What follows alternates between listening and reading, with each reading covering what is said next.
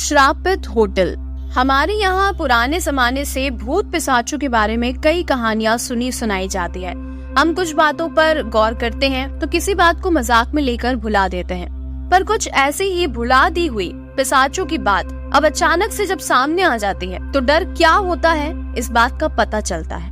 मेरा नाम गौरव है। मैं मार्केटिंग में एक जगह काम करता हूँ। मेरी नौकरी की वजह से मुझे हमेशा यहाँ वहाँ घूमना पड़ता है। रात के समय बहुत बार मुझे होटल में रुकना पड़ता है। वैसे तो उसका पैसा कंपनी देती है, लेकिन कुछ पैसे बच जाए इसलिए मैं छोटे होटल में रुककर ज्यादा का बिल बनवा लेता था, ताकि वो जोड़ के कुछ ऊपर की कमाई हो सके। पर कभी ये नहीं सोचा था कि ये सब मेरी जान पर बनाएगा। तो चलिए मैं आपको बताता हूँ कि मेरे साथ ऐसा क्या हुआ। मैं एक बार शाहपुर नाम के छोटे से शहर के लिए अपनी बाइक से निकला था। कंपनी का काम था और वहाँ से ऑर्डर भी ले रहे थे। शाम तक काम हो जाएगा इसलिए मैं जरा आराम से था, लेकिन सारे ऑर्डर लेते हुए रात के 8 बज चुके थे। अब अपने घर जाना मुश्किल था। सोचा कि यहीं कहीं सस्ता सा होटल देख लेता हूँ और रात के ठिकाने का बंदोबस्त हो जाएगा। एक दुकान वाले से पूछा, अरे भाई साहब, यहाँ कोई होटल है क्या? कोई सस्ता हो तो बताओ। उसने मेरी ओर देखा और अनदेखा करके बोला, यहाँ कोई होटल नहीं है। हाँ, लेकिन यहाँ से 2 मील पर एक छोटा सा ढाबा है, वहाँ तुम खाना खाओ तो वो रुकने का इंतजाम कर लेंगे। मैं उसको मन में ही ठीक है बोल के निकल गया। तभी उसने आवाज लगाई। पीछे वही दुकानदार आ रहा था। मेरे पास आकर वो रुक गया और बोला, हाईवे पे यहाँ से सीधा जाना, कहीं रुकना मत, सीधा वो ढाबे पर ही जाना। रास्ते में भूतों का डेरा है, तुम नए हो, तुम्हें पता नहीं होगा, कोई रोके तो भी मत रुकना। मैं गर्दन हिला के वहाँ से चला गया। मैंने ऐसी बातें सुनी तो थी, पर यकीन कौन करता है आजकल। थोड़ी ठंडी हवा चल रही थी। हेलमेट के अंदर भी मुझे महसूस हो रहा था मुझे ठंडी से जुकाम हो जाता है, इसीलिए जैकेट पहना था मैंने। शहर से जैसे बाहर निकला, घनी से झाड़ियां चालू हो गई। एक बड़ा सा मोड़ आया तो मैंने गाड़ी जरा धीरे की और हॉर्न बजाया। तभी एक पेड़ के नीचे एक आदमी सोया दिखा। मैंने सोचा कोई भिखारी होगा या कोई दारू पी के पड़ा होगा। मैं बिना रुके वहां से चला गया। थोड़ी दूर जाने के बाद एक रोशनी दिखी। मुझे लगा कि वही ढाबा होगा जो दुकानदार मुझे बोल रहा था। पास जाकर मैंने देखा तो एक छोटा सा घर था और उसके बाहर लिखा था होटल माया। एक दिया जल रहा था और बाहर एक कोने में आग भी जल रही थी। पास में कोई दिखाई भी नहीं दे रहा था, तो मैंने बाहर से ही आवाज लगाई, कोई है? काफी देर के बाद एक दिया लेकर एक बुढ़िया आई। वो काफी ज्यादा उम्र की लग रही थी, लकड़ी के सहारे चल रही थी। देखने से सब कुछ ठीक लगा तो मैंने उस बुढ़िया से पूछ लिया, अम्मा, यह रात के लिए रुकने के लिए कोई कमरा मिलेगा? जो भी बनता है मैं किराया दे दूंगा। मैंने सोचा कि ये क्या किराया लेगी, 150 दे के निकल जाऊंगा और सुबह 500 का बिल बना के ऑफिस में दे दूंगा, ऊपर का अपना फायदा होगा। वो बोली, हाँ, अगर खाना चाहिए तो वो भी मिलेगा। मैंने साथ में कुछ बिस्किट्स और चिप्स के पैकेट्स रखे हुए थे। ये सब मैं हमेशा अपने साथ रखता था। मैंने सोचा ये तो बहुत बूढ़ी है, पता नहीं इसको रात को दिखता होगा या नहीं, और खाना बनाने में कितना टाइम लगे क्या पता। मैंने बोला, नहीं अम्मा, मैं शहर से निकला तो खा के ही आया था वहाँ से, तुम कमरा दिखा दो, मुझे सुबह जल्दी निकलना है। वो इशारे से चलने को बोली। मैं उसके पीछे पीछे चला गया। घर अंदर से काफी साफ सुथरा था। अंदर जाते ही राइट साइड में 2 कमरे थे। एक में मुझे छोड़कर वो चली गई। मैं भी थका हुआ था, थोड़े बिस्किट खा लिए और साथ में पानी भी था। मैंने देखा एक छोटी सी खटिया थी, मेरे पैर भी बाहर लटक रहे थे। मैं पैरों को थोड़ा सा मोड़ के करवट लेके उस पर सो गया। थका हुआ था तो जल्दी नींद भी आ गई। मेरी आंख खुली तो 12 बज चुके थे। मैंने अपना फोन उठाया तो मुझे पता चला कि मुझे कुछ कुतरने की आवाज आ रही थी। मोबाइल की टॉर्च जलाई तो देखा चूहा था। मैंने उसे भगाया और सोने की कोशिश करने लगा। तभी बाहर से रोने की आवाज आई और साथ में कुछ तोड़ने की भी। मैं जरा चौंक सा गया। मोबाइल लेके मैं दरवाजे के पास गया। आवाज बाहर से आ रही थी। मैंने धीरे से बाहर झांकने की कोशिश की, पर वहां कुछ दिखाई नहीं दिया। मैंने सोचा बुढ़िया को आवाज लगाऊं, लेकिन वो इतनी रात में कहां जागने वाली है। ये सोचकर मैं चुप रहा। हिम्मत करके धीरे से मैंने दरवाजा खोला। डर तो मैं भी गया था। एक तो अंधेरा था और ऊपर से वहां बिजली भी नहीं थी। रात को अचानक से ऐसी आवाज आएगी तो डर तो लगता ही है। मैंने मोबाइल का टॉर्च ऊपर करके बाहर निकाला। आवाज बाजू के कमरे से आ रही थी। मैंने अंदर झांकने की कोशिश की, पर मैं कुछ भी नहीं देख पाया। मुझे पहले लगा कि मेरे जैसे कोई मुसाफिर होगा जो रात के लिए रुका होगा और अपनी बीवी से झगड़ा हुआ होगा, क्योंकि रोने की आवाज औरत की थी। मैंने दरवाजा खटखटाया। खट खट। एक झटके से दरवाजा खुल गया। मेरी तो धड़कन एकदम से तेज हो गई। अंदर पूरा अंधेरा था। कोने में एक दिया जल रहा था और उसकी रोशनी में वो बुढ़िया बैठी थी। और अभी वो बुढ़िया बहुत ही ज्यादा भयानक दिख रही थी। वो मेरी ही तरफ अपनी लाल आंखों से देख रही थी। मैंने जैसे मोबाइल का टॉर्च पूरे कमरे में घुमाया, मैं चकरा गया। एक आदमी सफेद कपड़े पहने हुए था। पूरे कपड़े खून से रंगे हुए थे और वो लकड़ी के लट्ठे पर कुछ काट रहा था। वो जो आवाज आ रही थी काटने की, वो यहीं से आ रही थी। ये वही आदमी था शायद जो मुझे रास्ते पर पड़ा हुआ दिखा था। वो किसी औरत को काट रहा था और वही औरत दर्द की वजह से रो रही थी। मेरा दिमाग एकदम से सन्न हो गया। पसीने से मैं तरबतर हो गया। मैं भागना चाहता था लेकिन हिल भी नहीं पा रहा था। मुझे चक्कर आ गए और मैं वहीं गिर गया। लेकिन नीचे गिरते ही मैंने खुद को संभाल लिया, क्योंकि जब मैं नीचे गिरा तो मैं खून में गिरा था। मेरे गिरते ही मेरे ऊपर चिपचिपे से कीड़े रेंगने लगे और वही कीड़े उस बूढ़ी औरत के ऊपर भी चढ़े हुए थे। हर तरफ से जैसे सड़न की बदबू आने लग गई थी। वो बुढ़िया अचानक से खूंखार हो गई। वो हथियार लिए मेरी तरफ आगे बढ़ने लगी। मैं तड़प रहा था। वो जैसे ही मेरे करीब आई, मैंने दरवाजे को उसके मुंह पर दे मारा और वो नीचे गिर गई। मैंने पूरी ताकत लगाकर खुद को खड़ा किया और वहां से भागा। मैं चिल्ला रहा था। बुढ़िया और वो आदमी मेरे पीछे दौड़ रहे थे। मैं अब रास्ते पर आ चुका था। वैसे ही नंगे पैर जान बचा के बस मैं भागा। पता नहीं मैं कहाँ जा रहा था, लेकिन जहाँ रास्ता दिखे वहाँ। कुछ देर दौड़ने के बाद मैं थक गया। अब और भागना बहुत मुश्किल था। थोड़ी दूर पर फिर से एक रोशनी दिखी, लेकिन इस बार वो ढाबा था। मैं जान मुट्ठी में लेकर वहां से भागा और जैसे ही मैं ढाबे पर पहुंचा, जोर जोर से चिल्लाने लगा।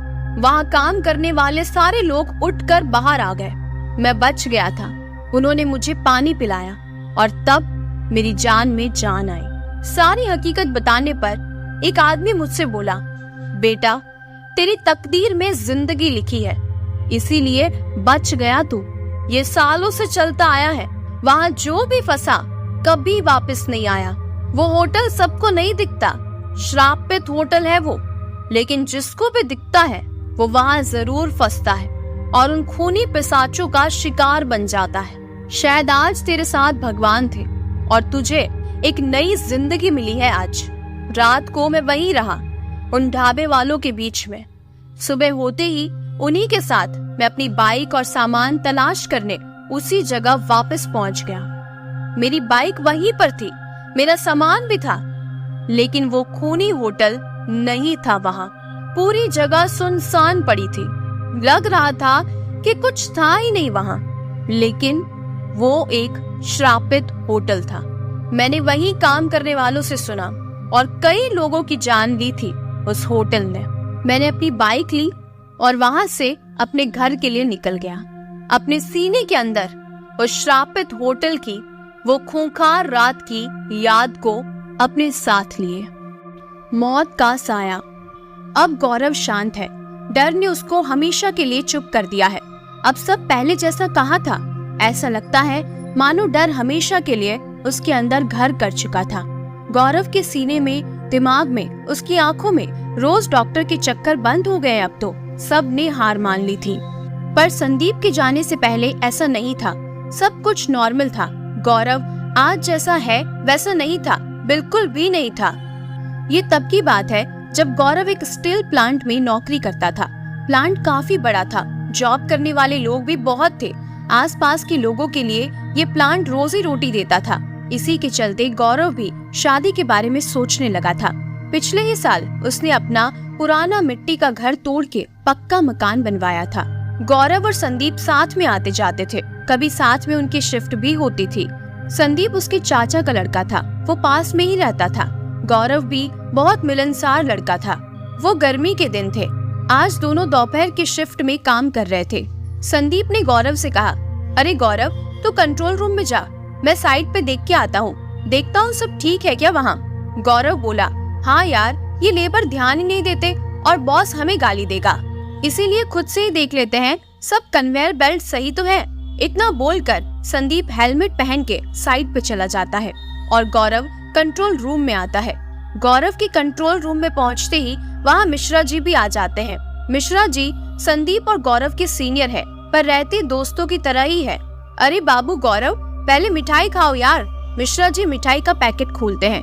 गौरव कहता है, मिश्रा जी क्या बात है, बहुत खुश हूँ आज, कोई लॉटरी तो नहीं लगी? अरे बाबू, मेरी गुड़िया है ना, वो क्लास में फर्स्ट आई है, वो डॉक्टर बनेगी कहती है, इसलिए मैं बहुत खुश हूँ।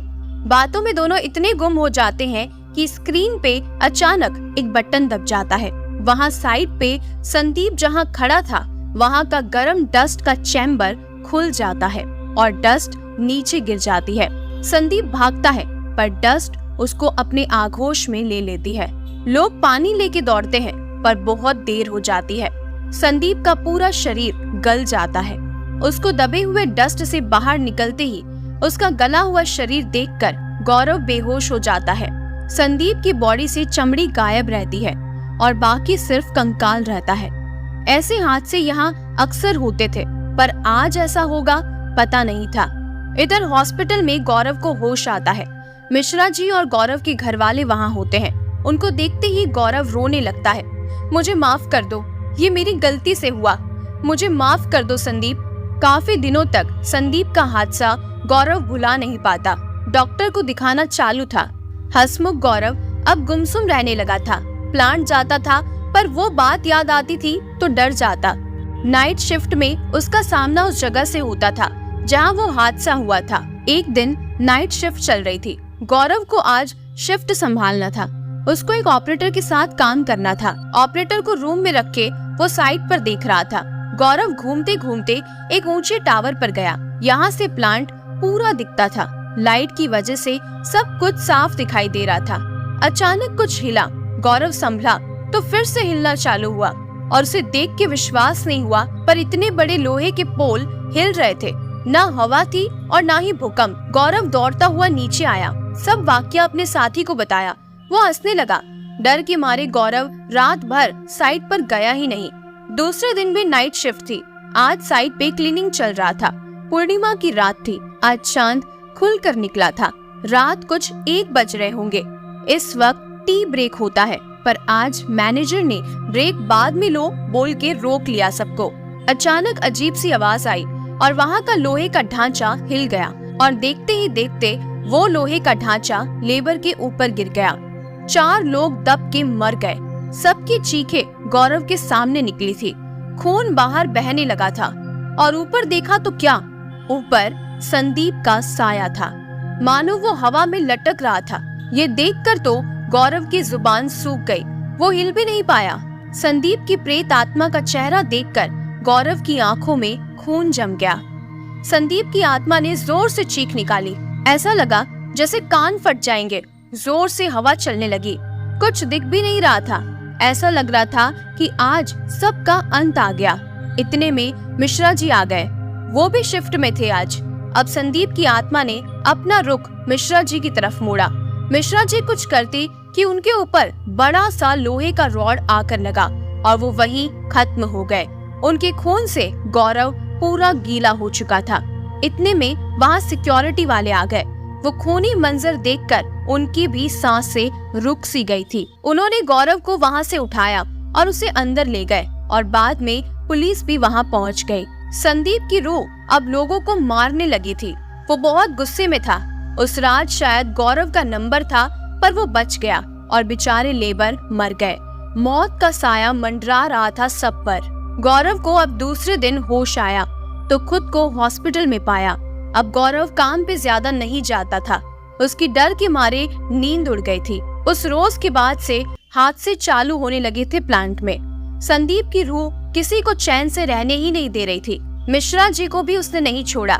शायद संदीप की रूह सबको उसकी मौत का जिम्मेदार मानती थी। अब प्लांट बंद है। हर तरह के हवन यज्ञ करवा लिए गए, पर उसके बाद भी वहाँ काम ना हो सका। कुछ दिन बाद ही मालिक की भी अचानक मौत हो गई। लोगों का कहना है कि उसको भी संदीप की रूह ने ही मारा। कुछ सुराग हाथ नहीं लगा अभी तक। गौरव अब पागल सा हो चुका है, कुछ नहीं बोलता। डर हमेशा उसकी आंखों में रहता है, मानो उसने खुद की मौत को देख लिया हो। आपको ये कहानी कैसी लगी कमेंट करके जरूर बताइएगा। अगर कहानी पसंद आई है तो वीडियो को लाइक और चैनल को सब्सक्राइब जरूर कीजिएगा। ऐसी ही और भी भूतिया रहस्यमयी डरावनी कहानियों को सुनने के लिए चैनल से जुड़े रहिएगा।